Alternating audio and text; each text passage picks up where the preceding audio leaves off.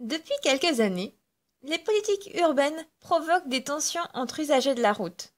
Des communautés se forment et se liguent les unes contre les autres au détriment de leur sécurité. Pour un engagement commun, 3 associations travaillent ensemble afin de partager la route en toute sécurité. Qui sont-elles ? Mon vélo est une vie a été créé le 17 juin dernier suite à un rassemblement, à une manifestation. Pourquoi ? Parce que tout simplement on a perdu des amis sur la route. Et donc par rapport à ça, on a décidé d'alerter les pouvoirs publics. L'association Mon Vélo est une vie est une association qui est seulement présente, on va dire, pour alerter les pouvoirs publics sur la sécurité des cyclistes et non pas pour promouvoir le vélo. Et c'est là-dessus qu'on axe notre communication. C'est vraiment pour trouver un moyen de pratiquer le cyclisme en toute sécurité. 40 millions d'automobilistes, c'est la seule association de défense de l'intérêt général des automobilistes, reconnue d'ailleurs d'intérêt général. Ça veut dire qu'on touche aucune subvention venant des pouvoirs publics, ce qui nous permet de garder une indépendance en prise de parole. Eh bien, la Fédération française des motards en colère, donc FFMC, est une association qui a été créée en 1980. Elle a été créée sur une désobéissance civile, parce que la désobéissance civile à l'époque c'était le refus de la vignette. Et depuis, donc, la FFMC n'a eu de cesse que de prôner le partage de la route, donc la pratique de la moto dans un espace le plus sécurisé possible. Aujourd'hui, chaque usager rejette la faute sur l'autre, ce qui suscite des situations dangereuses sans comprendre l'autre et les comportements qu'il rencontre au quotidien.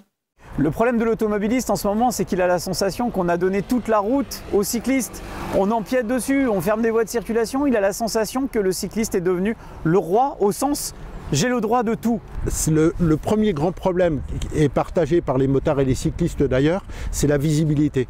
On est plus étroit, donc on est moins vu, on est moins perçu par l'autre.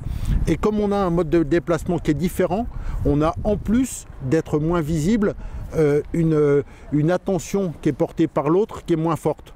Donc comme on a tendance effectivement à vouloir un petit peu se faufiler dans la circulation et profiter du fait qu'on est plus mince, donc on va pouvoir passer plus facilement dans un flot de circulation, on n'est pas forcément très bien perçu.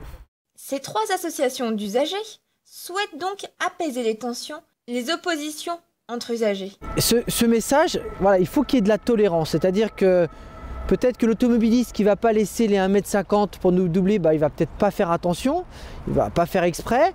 Peut-être que le cycliste qui va faire un écart, il ne va pas faire exprès. Voilà, il faut qu'il y ait de la tolérance.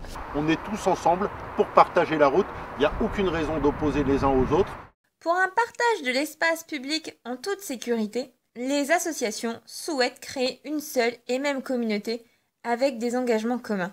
C'est vraiment de créer cette communauté du ensemble au lieu d'être sur cette communauté de mode d'usage, parce qu'en fin de compte, un jour, aujourd'hui je suis en voiture et demain je serai peut-être à vélo avec mes loulous ou je serai peut-être à moto avec Didier en balade. Ça fera de nous des gens qui utilisent tous les modes de transport avec beaucoup de tolérance. On a également des usagers multimodaux et ça nous permet justement de dire qu'ensemble on va pouvoir faire quelque chose.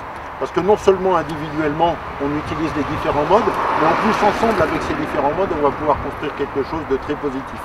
Il faut arrêter de monter, on va dire, les communautés entre elles. Ça ne sert à rien. Il y a un moment donné, il faut qu'on passe ce message de dire « travaillons ensemble » pour trouver le meilleur moyen d'être en sécurité.